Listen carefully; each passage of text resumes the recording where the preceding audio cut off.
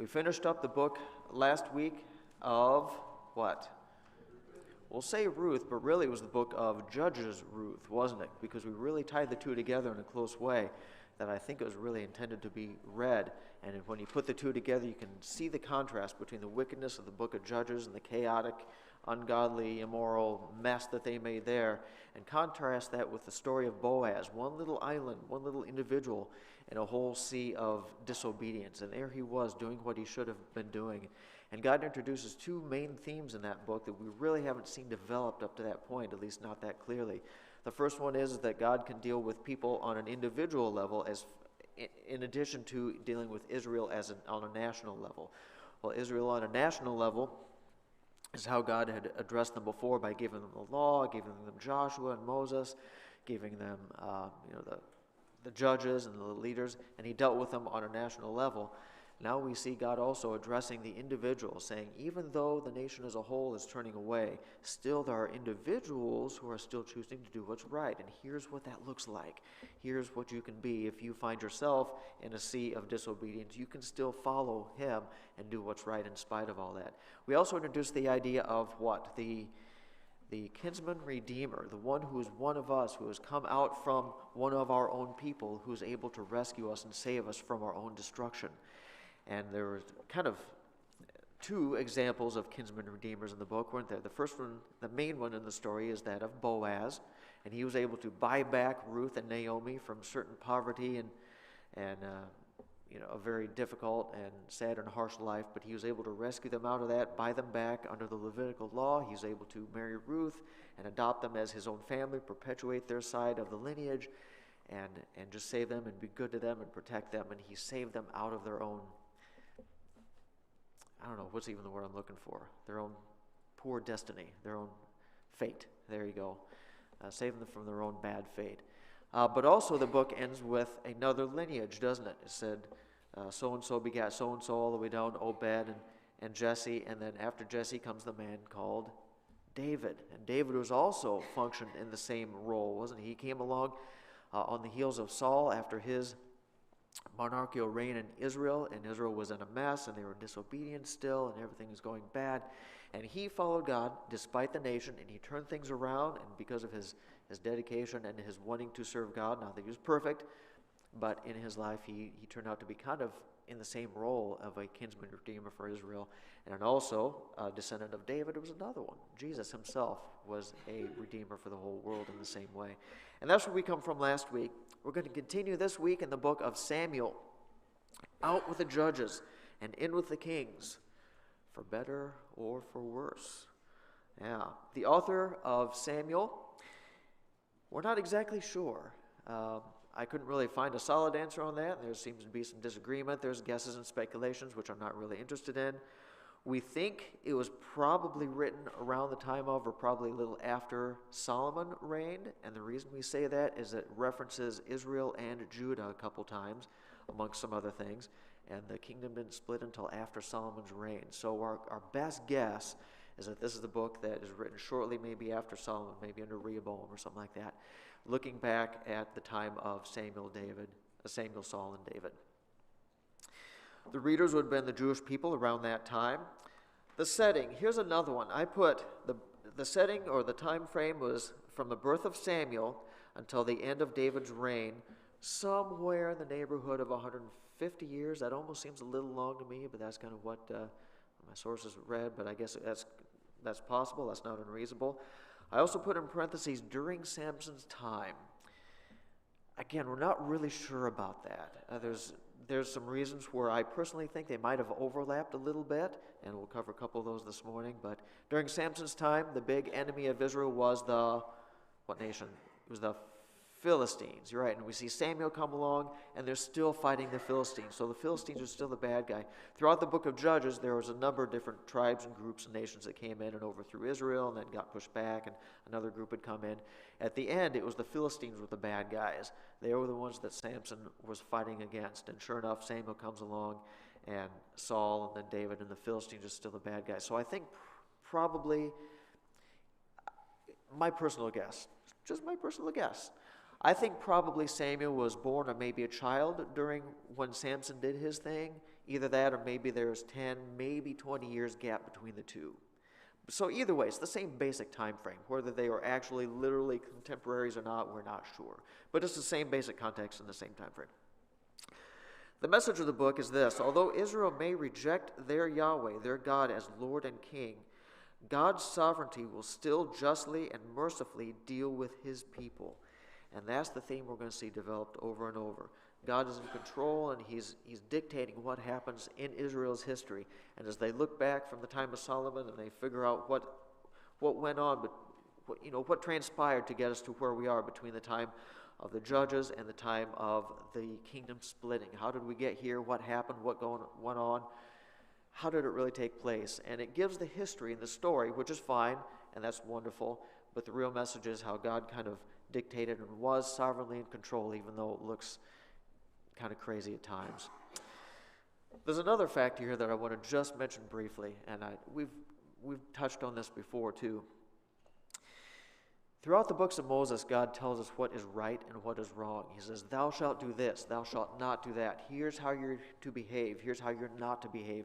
And he crystallizes out kind of his character, and he distills it into the law. He says, if you look at the law, all of my rights and wrongs and do's and don'ts and traditions and rituals and all the things I gave you, and you put that all together and you look at that really gives an illustration of my character and who I am. I am just, I'm compassionate, I'm patient, and these are the qualities you're supposed to show to other people, and here's how you show them to other people, and I'll give them to you in very concentrated form in the law. Thou shalt do this, thou shalt not kill, thou shalt not commit adultery, thou shalt not take my name in vain, love the Lord your God with all your heart, soul, and mind, on and on and on. And he gives all these rules that reflect his character. We get to the book of Samuel, and we don't see laws given. We see just a bunch of stories. And I had a teacher once who was kind of teaching through the book of Samuel, and he spent more time than I thought was necessary, going through one of the stories in one of the books of Samuel.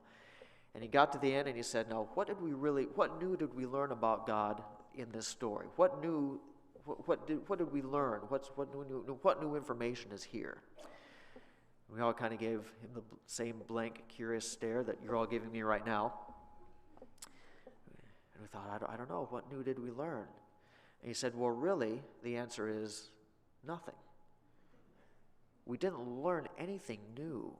What we did was we got to see the old information of the law, God's commands, his characters that here are revealed, but we see how it plays out in real life.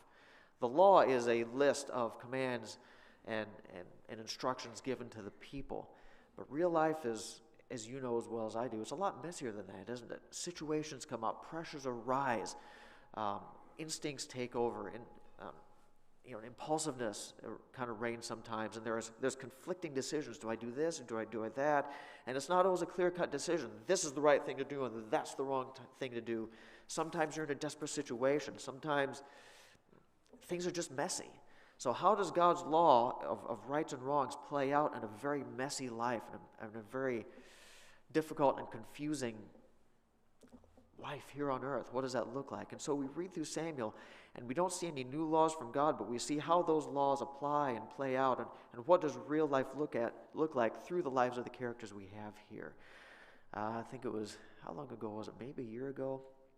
When we were kind of talking about this type of thing, I think it was Kayla. Everybody knows Kayla Curtis here. I called her up, and I gave her a choice. I said, I have in my one hand a can of Pepsi, and I have in my other hand a bowl of sugar. Does anybody remember this little illustration? And I said, if you had to choose, she said, I don't want either one. It's too early in the morning. I said, okay, fine. Pretend it was later in the evening, whatever. If you had to, in front of all these people, consume a can of Pepsi or a bowl full of sugar, which would you choose and why? And we went through the discussion and the dialogue a little bit. She said, well, I'd probably drink the can of Pepsi. I said, really, why? And again, more discussion. And the bottom line was, well, the bowl of sugar is just too much sugar for me. I don't want to ingest that much sugar all at once. That would be catastrophic. And so I said, I weighed out the sugar at home, and I looked at the label in the can of Pepsi. The Pepsi has, I think it was 42 grams of sugar in the one can of Pepsi. By the way, cut back on your Pepsi. It's not good for you. But I only weighed out 40 grams of sugar in the bowl. Now, we look at the bowl and say, wow, that's way too much sugar. But in reality, there's more sugar in the Pepsi than there is in the bowl of sugar. It just looks more because it's all crystallized, concentrated, and distilled in the bowl of sugar. And you can see the granules where you can't see it in the Pepsi. Pepsi is more like real life, isn't it? God's truth is woven all throughout the life that we live, but it's hard to see it because we have work and we have jobs and we have kids and we have school and we have schedules and all the things, and it's hard to sometimes figure out exactly how the Christian life should play out in real life. Now, we can go to the Bible and read the do's and don'ts, and that's easy to see then. Well, don't lie. Okay, I'm not supposed to lie. Don't envy. Don't covet. Don't do all the things. And in principle, it's easy to understand, but it's harder sometimes in life to make things play out. It just is, because life is contradictory and it's messy, and we live in a fallen world. And what does that look like? So that's kind of the role that Samuel and the other historical books play. The laws that God gave earlier, what does that look like in a terrifying, frenzied, panicked, busy, hectic, confusing, contradictory life that we have to live? And that's the role that Samuel plays. You notice I didn't on the screen put up 1 and 2 Samuel. I just called it Samuel. Any guesses why? Because much like Judges Ruth, from what we can tell, originally 1 and 2 Samuel were written as one book. Again, in the Jewish Old Testament, they are one book. And so we're going to study it the way it was meant to be read. We're going to put them together, and we're just going to call them Samuel for our purposes today. Somebody somewhere along the line decided it would be a good idea to break them up into 1st and 2nd. That's fine. Nothing's been distorted. Nothing's been lost. Nothing's been corrupted. They just broke it up to make it probably easier to digest or find things or whatever it is. I don't know. But we're going to read it as one big book. The structure, because it's one big flowing narrative, it's kind of hard to break up, but here's how I've kind of divided it up, and I'll show you why in just a moment. We have different storylines with different characters throughout the book. The first couple chapters are about Eli and Samuel. The second set, chapters 4 through 7, about the Ark of the Covenant itself. Then we get to Samuel and Saul in chapters 7 through 15, stories of Saul and David interacting between 1 Samuel 16 and 31, and then just other stories of David and all the turmoil and difficulties and chaos that he had to go through in 2 Samuel 1 through 20, and then other various events of David's life in the last few chapters of 2 Samuel. And we're going to take a look at each of those over the next couple weeks. Chapter 1 starts out with the birth of Samuel. If you got your Bibles open, this is where we're going to start. Again, we don't have time to read everything verbatim, so I'll summarize some of this. Samuel's father and mother have a tradition of going up to Shiloh every year. Shiloh, of course, before they conquered Jerusalem, before they built the temple, Shiloh, for much of the time during the Judges, was where the tabernacle resided. So if you wanted to go make your sacrifices and pay your dues to God, you'd go to Shiloh and visit the tabernacle there, and that's where the priests were and the altar and all the stuff. So once a year, Elkanah and his two wives, actually, Hannah and Peninnah, would go up to the tabernacle to pray. Now, the two wives apparently had a rivalry going because Peninnah had kids, we are to assume, but Hannah did not. And this really bothered Hannah, especially back then. Having kids was a really big deal. Not only was it somewhat of a if you can call it maybe a status thing, but also this is how you perpetuated the line. This is the next generation of your family that will survive to continue the line on. And so if your wife who has no kids, it's not a good thing. And Peninnah would mock and make fun of Hannah. You don't have any kids. Oh, and she'd give her a hard time. And it'd just bring Hannah to tears.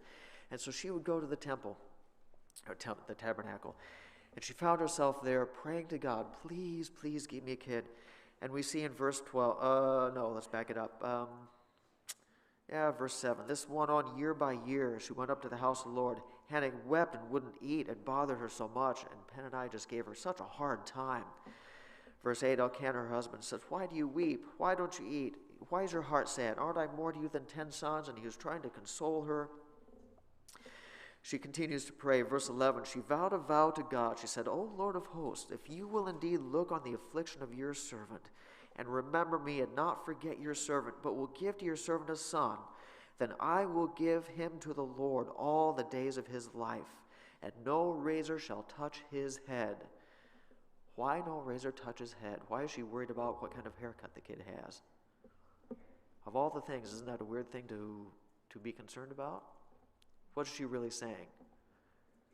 No razor shall touch his head. She says he will be a Nazarite all the days of his life. He will be dedicated to God. That will be his one purpose. I will give him back to you, almost like a first fruits offering. In fact, if you remember back in the law, God said, all the firstborn belong to me. After the firstborn, you're to come to the tabernacle or later temple and redeem them for a sacrifice and on and on. She said, the firstborn, I will actually give him to you, not as a sacrifice like kill the kid way, but I will give him to you to serve him all of his life. He will be a Nazirite dedicated to you, God, to serve him, to serve you if only you give me a child. And she made this vow to him. Of course, Eli the priest comes in and he sees her talking to God and praying, and his first reaction is a weird one. He says, what? How about you not get drunk before you come to the temple, lady? Stop drinking so much wine before you come and pray. Just out of curiosity, the Bible doesn't say, but why do you think that would have been his first intuition? Isn't he used to seeing people come in and pray to God?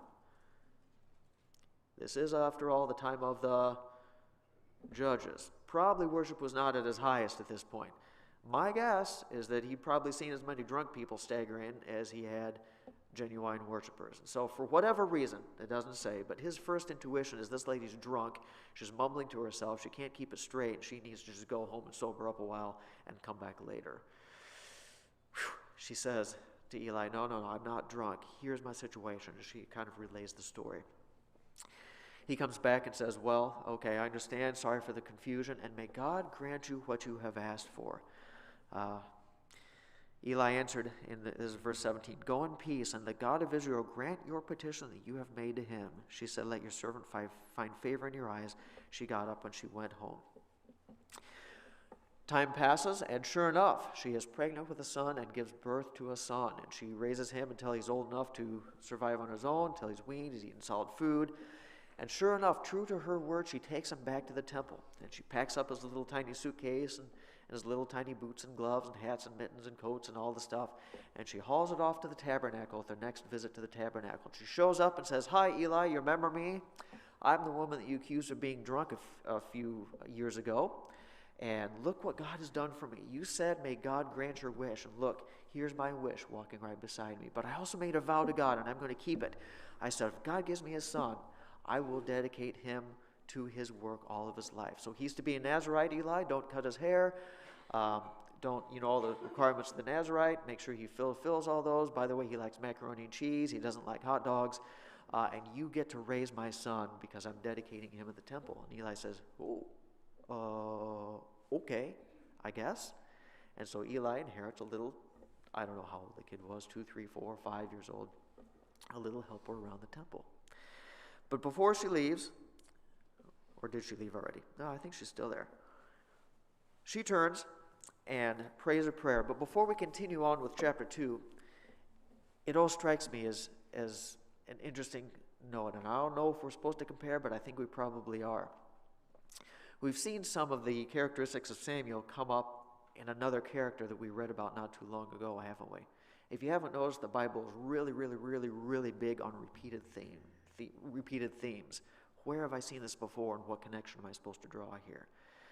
And we see some themes in the birth of Samuel that we've seen in another character we read about not too long ago. Can anybody figure it out? If not, I'll help you out here. Their names are Samuel and Samson. And it struck me as being interesting, the similarities. I'm not exactly sure if we're supposed to contrast the two, but I think we probably are because of similarities. Both mothers were barren, weren't they? Hannah could not have a kid, and also Samson's mom was barren as well. Both of them received a special answer from God. Hannah actually prayed for her child. The angel of the Lord just came to Samson's mom. But in both cases, they say, you are going to have a child, and this child is going to be destined for greatness in Israel.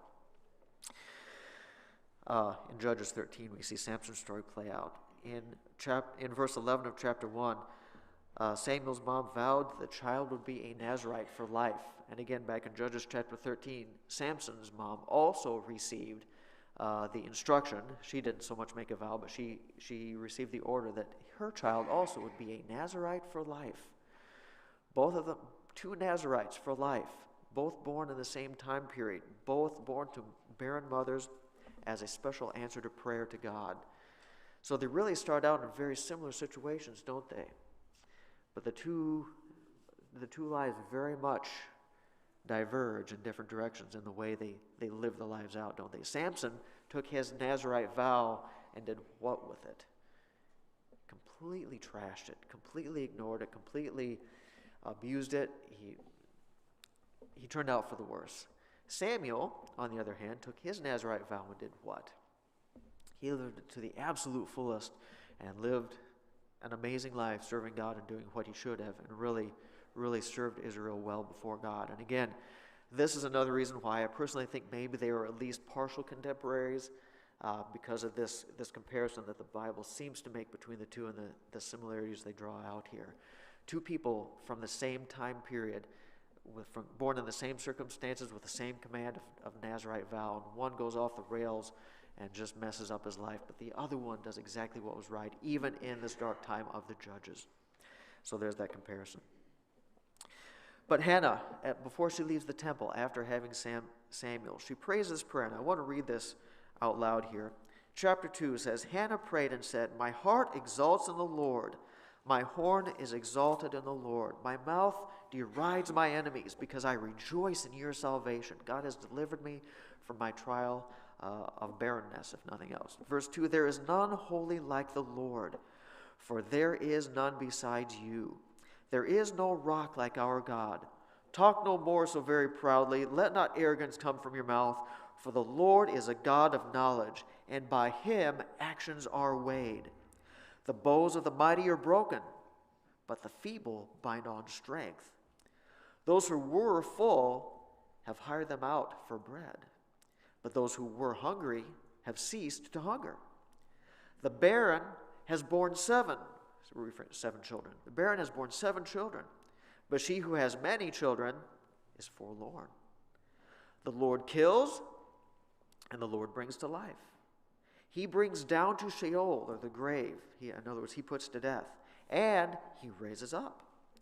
The Lord makes poor, and he makes rich. He brings low, and he exalts. He raises up the poor from the dust, and he lifts the needy from the ash heap to make them sit with princes and inherit a seat of honor.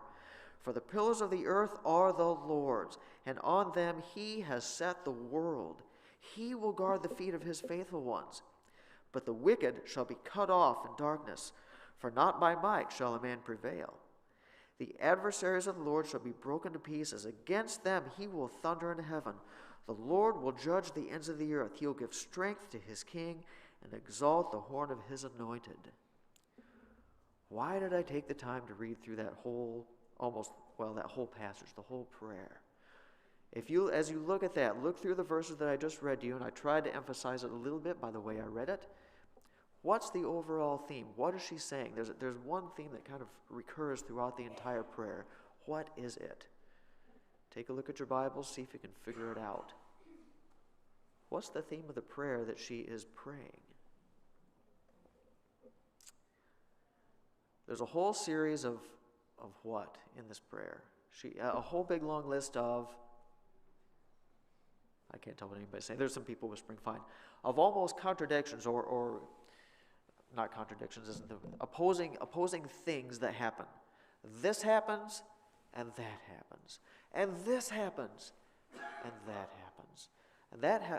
And that recurs over and over and over and over. But all the way throughout, who is given credit for the making it happen?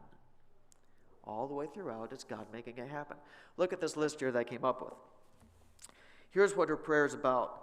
The warrior's bows are broken. You're a mighty warrior. I will win the battle. I am He-Man Rambo guy because I'm tough. But he goes into battle and his bow snaps and he loses. But also, those who have stumbled, the weak guy who should lose, suddenly he has strength. Why is it in verse 4? Well, just before, the Lord is a God of knowledge. By him, actions are weighed. And so because of what he does, he can make the mighty warrior lose the battle if he wants. Or he can take the weak guy and make him win. You almost think of Gideon and stuff like in that verse. It continues on. Those who are full, they can go begging for food and starve. Those you have plenty to eat. Be careful. God could make you impoverished at a snap of a finger. But on the other hand, those who are hungry, he can supply and make them full. The barren woman who has no children. How's it go? The barren one has borne 7. The woman who has no children and can't conceive, you know what God can do? Even in Hannah's case, he can give them children, and they can have a whole litter of them if he wants. But she who has many children can be forlorn. The children can die, or they can be just a tragedy, and the mother can grieve and weep over her kids. He can bring up, he can set down. The Lord kills, and the Lord can bring to life. He brings down to the grave, or he can raise up. The Lord makes poor, or he can make you rich. He can bring you low. He can exalt. He can raise the poor from the dust. He lifts the needy from the ash heap.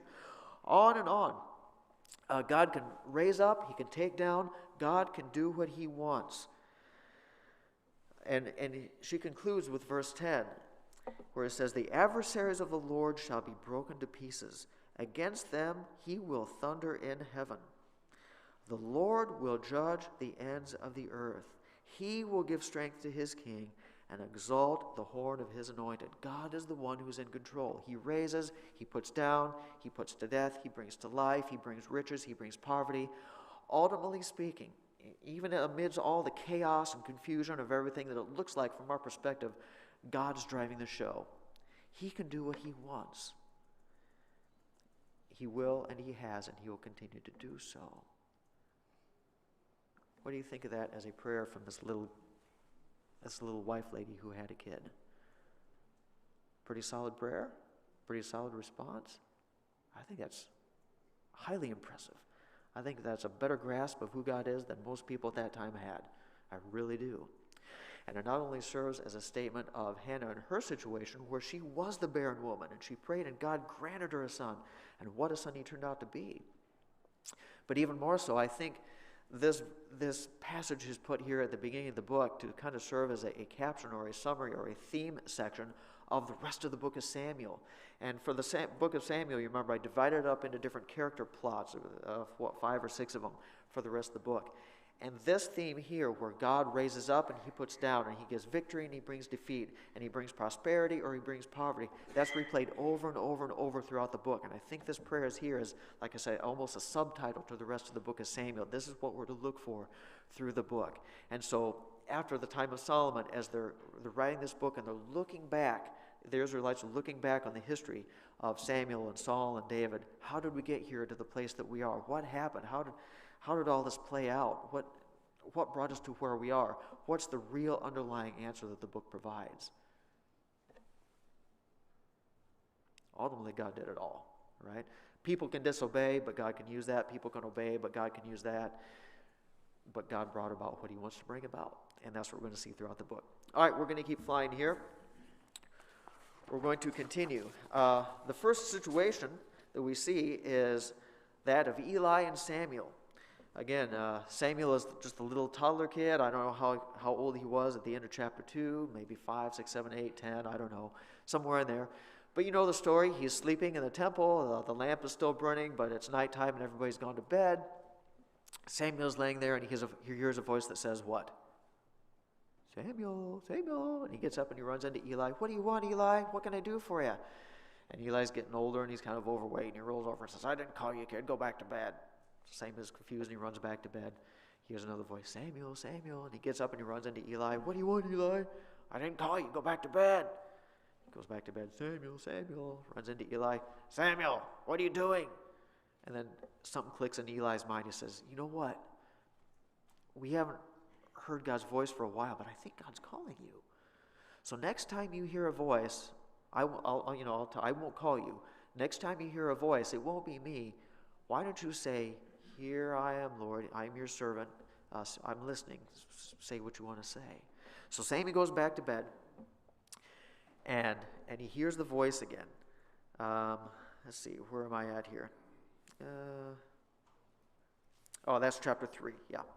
Chapter 3, and this happens. And so we see God starting to call Samuel, started putting him into use. But even before that, we get a little bit of context with Eli and his sons. Chapter 2, verse 22 through 25 says, Now Eli was very old, And he kept hearing that what all of his sons were doing to all of Israel, how his sons were ministering there in the tabernacle. They would lay with the women who were serving at the entrance to the tent of the meeting, and other things later on in the book of Samuel. They were corrupt. They were taking things. They were stealing. They were embezzling. They were sleeping with the temple girls, all the stuff. Verse 23, and he said to them, "Why do you do such things? For I hear of your evil dealings from all these people. No, my son, it is no good report that I hear the people of the Lord spreading abroad. If someone sins against a man, God will mediate for him. But if someone sins against the Lord, who can intercede for him?" But they would not listen to the voice of their father, for it was the will of the Lord to put them to death. God says, these sons of the priest, they are not fit to continue in my service. Therefore, I'm going to take them down. In fact, in one of the verses in Hannah's prayer, it just said what God can take down to, the verse it uses is Sheol, the grave. I can take you down, and I can put you in the grave if I want to. But I can also raise up. And so while God has it in mind to take down Eli's sons because of their wickedness and their corruption, he has another person that he is willing and able to raise up instead. And that's where the story of Samuel that we just told comes into play. God takes down the sons of Eli, who by all right should have been the next leaders of Israel, but he chooses to take this Nazarite boy and raise him up and minister kind of in their place. And so God calls Samuel, even as a young kid, and calls him into his service. Yeah, so Eli and his sons, God's sovereign will brought down the wicked priest. And again, by contrast, just like Hannah's prayer said, he raised up an obedient little boy. So that's kind of the first taste of God's sovereignty that we see going on here. But then we get into a really fascinating story in chapters 4 through 7. Chapter 4 through 7, they're still fighting the Philistines, and Israel is not doing real well. Why would Israel not be doing real well? Probably because God is not pleased with them, and God brought in the Philistines to punish them for their disobedience. And so they're having a battle with the Philistines, and things aren't going well, and somebody says, "Hey, I have a great idea. Why don't we go get God's Ark of the Covenant and bring it into battle, and that way we'll win for sure." Is this a good idea? On the surface, it kind of sounds like it, doesn't it? Because we're bringing God into battle, and we're going to trust Him, and He's going to fight for us. But I think more of what's going on, and I say this because they're not in obedience, they're not doing what He wants. If they really wanted to rely on God, they would first obey Him, wait for His blessing, and then they would get victory. But they said, let's bring out our heavy-duty Lucky Charm, because if we bring God's box into battle, maybe we'll have better luck here in the battle. And so they bring in their Lucky Charm, their massive rabbit's foot or clover's leaf or horseshoe or whatever it is, and they bring this into battle, and everybody starts cheering. Yay! Chapter 4, verse 5, as soon as the Ark of the Covenant of the Lord came into camp, all Israel gave a mighty shout so that the earth resounded. Yay, now we can win because God is here. As if He wasn't here before, but now His box is here. So God's here, and now we're going to win. What corrupt pagan style thinking, by the way. Verse 6, when the Philistines heard the noise of the shouting, they said, "What does this great shouting in the camp of the Hebrews mean? What's all the noise about?" And when they learned that the ark of the Lord had come into camp, the Philistines were afraid, for they said, "A god has come into the camp." And they said, "Woe to us! Nothing like this has ever happened before. Woe to us! Who can deliver us from the power of these mighty gods? These are the gods," and they keep using the plural term, and I think that's probably more out of ignorance. They just didn't know any better. "These are the gods who struck the Egyptians with every sort of plague in the wilderness. Take courage and be men, O Philistines. Let you become slaves to the Hebrews, as they have been to you. Be men and fight." But the ark comes in, they hear the Israelites shouting, and their response is what? They are terrified. Why are they terrified?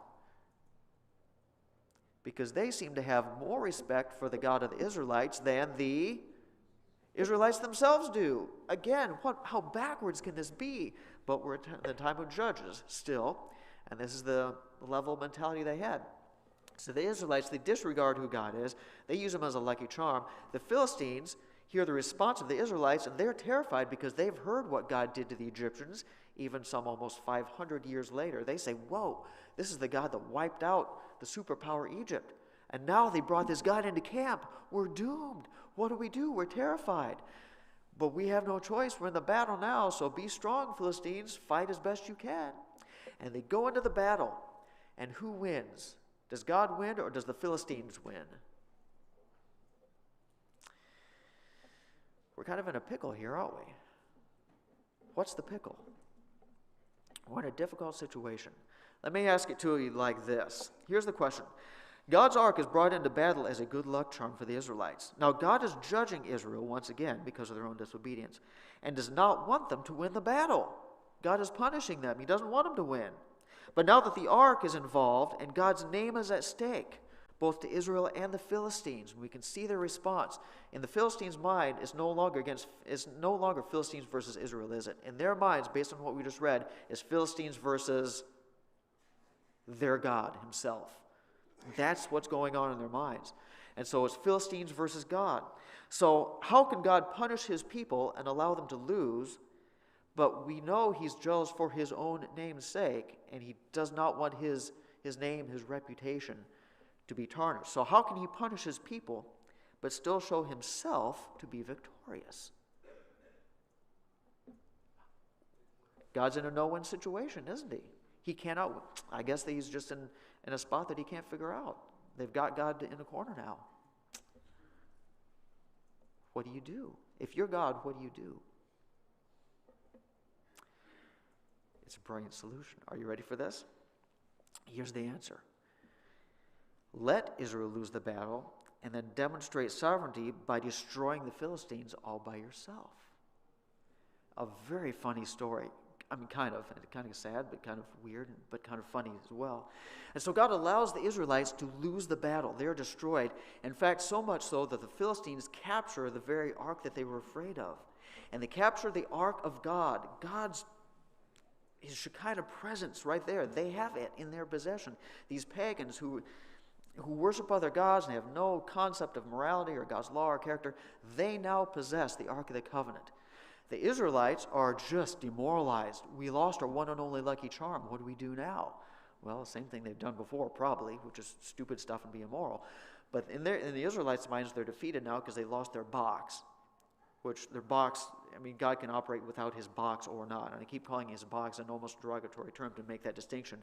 God is not the box, and the box is not God. Everybody understand this? But the Philistines, they didn't get that, and apparently Israel didn't either. So the Philistines capture the ark, and they carry it off, and they put it in the temple of their God. Why would they do this? They have their god, Dagon, and here's the best picture I could find of what Dagon might have looked like. Again, kind of whatever.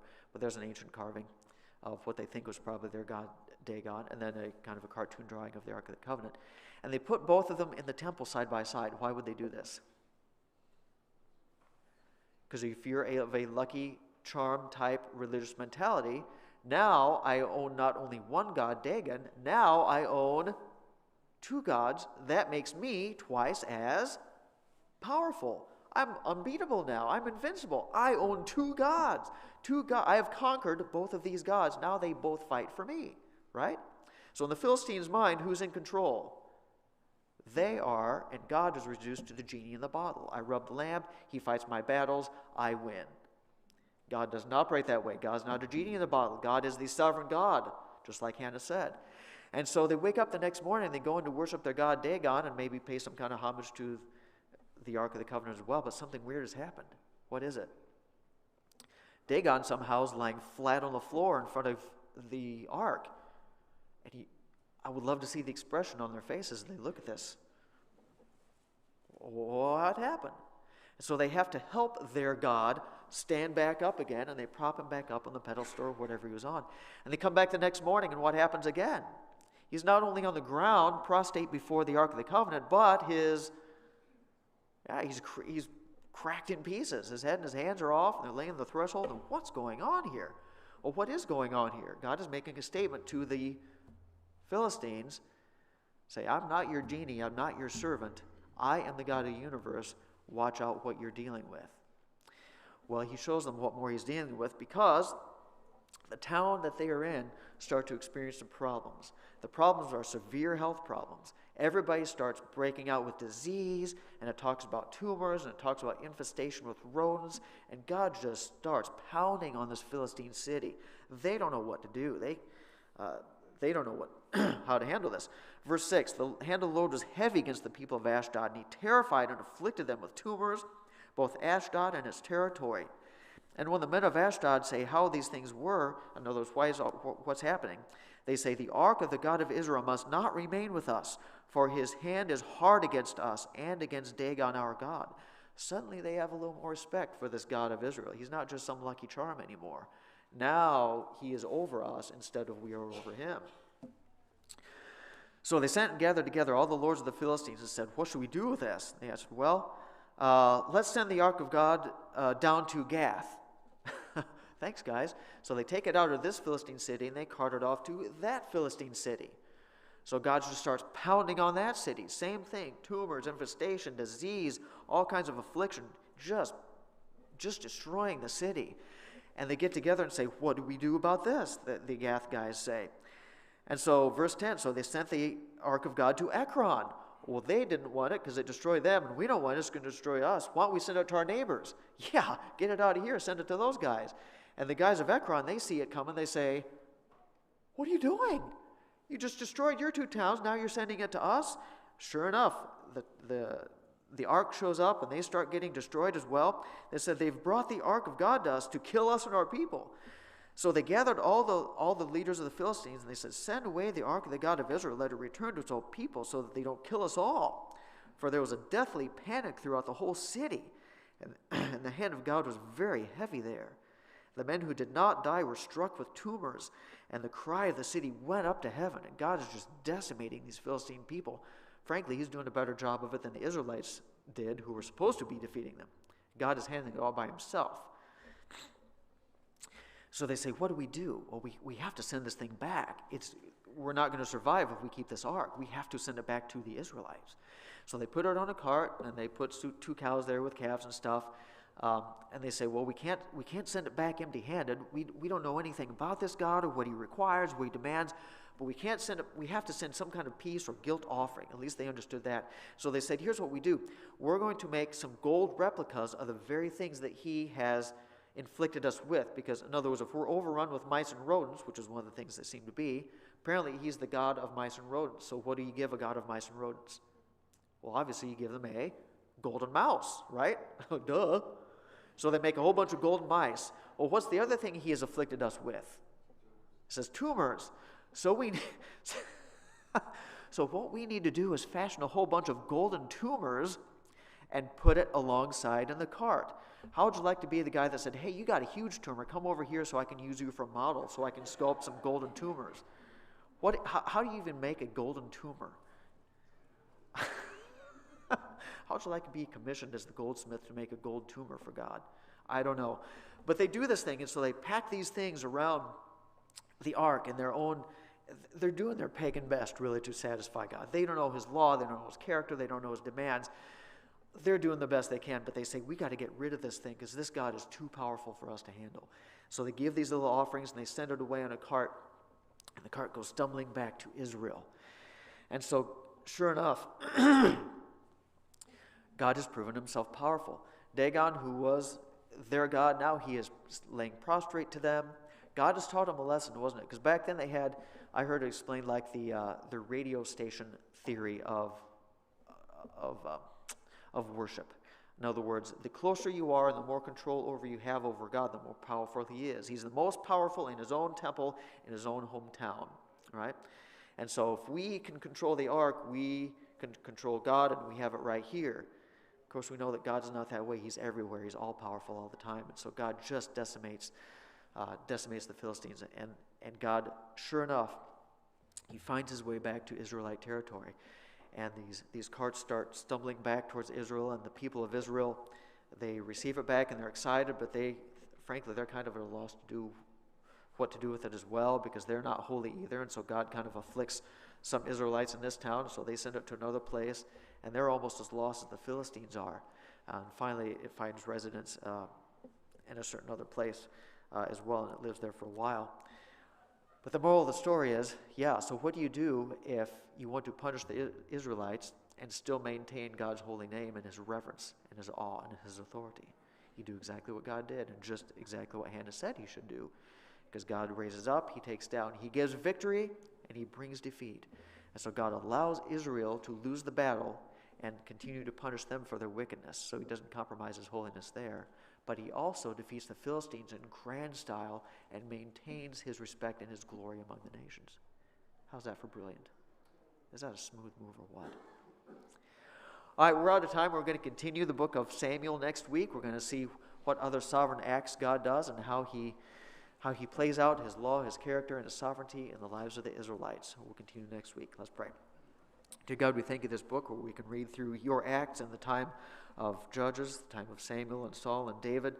Thank you for all these stories, not just because they're entertaining or give us good history, but because it shows us a lot about who you are and how you interact with us in the real world. And as messy and as confusing and desperate as sometimes our times are, we still have an obligation to follow you, but we need help and assistance on knowing what that looks like. So thank you for providing this book for us that we can learn from. In Jesus' name I pray, amen. You're dismissed. We'll see you next week.